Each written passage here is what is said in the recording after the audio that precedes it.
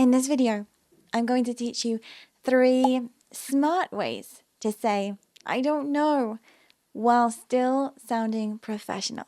If you don't know me yet, my name is Andrea, and I help professionals just like you to fix their English so that they can feel calm and confident in high-pressured situations. Are you ready? Let's get started.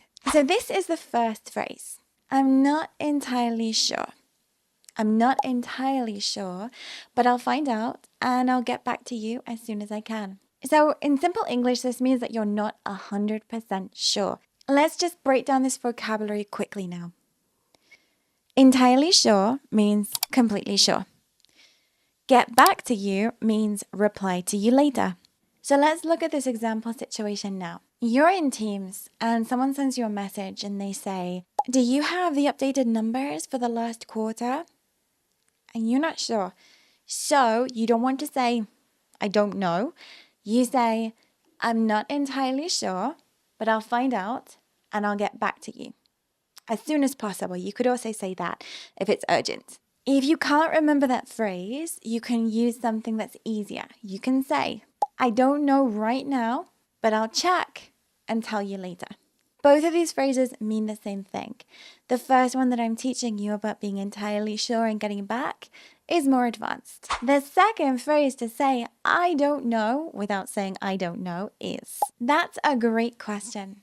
I'll need to double check the details before I can give you the correct answer. Let's do a quick breakdown of the new vocabulary. We have double check, which means to check again to make sure. And we have the word details, which means small but important facts. So imagine that your manager asks you, are we still on track to deliver the project next week? You can say, that's a great question. I just need to double check the details before I give you the answer. The easier way to say this would be, I'll check the information before I give you the answer. As I mentioned before, the easier English, perfectly fine, but we want to be more professional, more advanced. So if you can try to learn the first phrase, that's really good. Okay, the third phrase is one of my favorites. It's off the top of my head. Off the top of my head, I'd say it was in May. And this means that it's your guess or your memory, but you're not completely sure. So off the top of my head, if you can think of this physically, it's here, right? The top of my head, off the top of my head. It's to do with brains. It's to do with memory, okay? So off the top of my head, and then you say something that you think is probable. You guess, it's in your memory, but you're not 100% sure. So let's quickly look at this new vocabulary again. Off the top of my head, without looking anything up, just from memory, just guessing. So my example situation is that a team member asks you, hey, when did we launch the last campaign? And you can say, off the top of my head, I think it was in May. An easier way to say this would be, I think it was in May, but I'm not completely sure. I'm going to give you 2 bonus phrases now. These are used for when you really haven't got a clue. The first is, I don't have that information right now, but I'll follow up right after this. This shows that you're honest.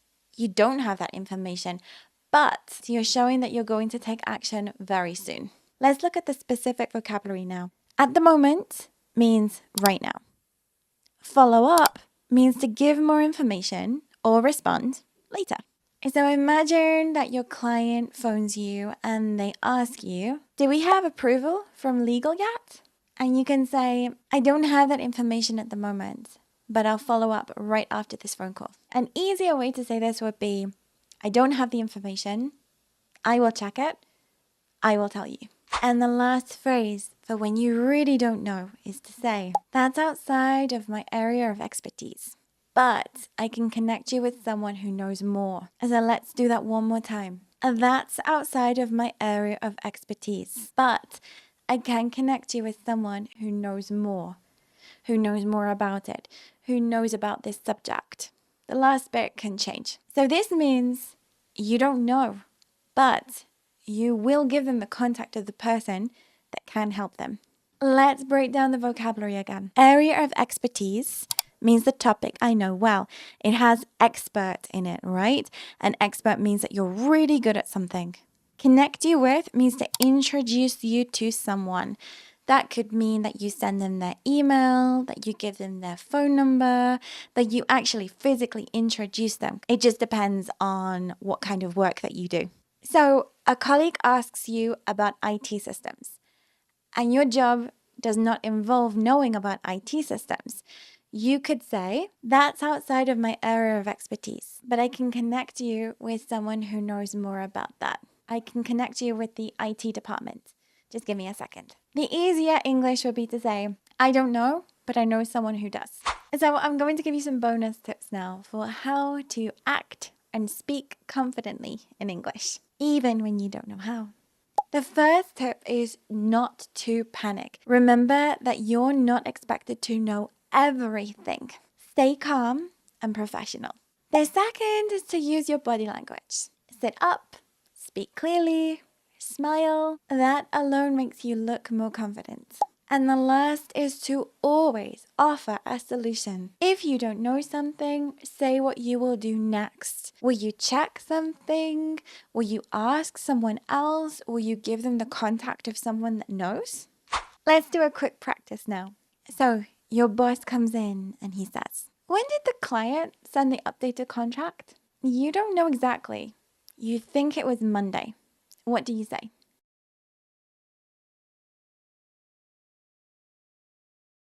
Well, my suggested answer is to say off the top of my head, because you kind of think that it was Monday. So you would say, off the top of my head, I think it was Monday.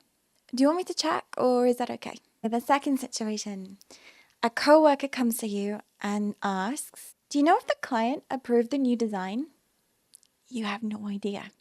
What should you say without saying that you don't know?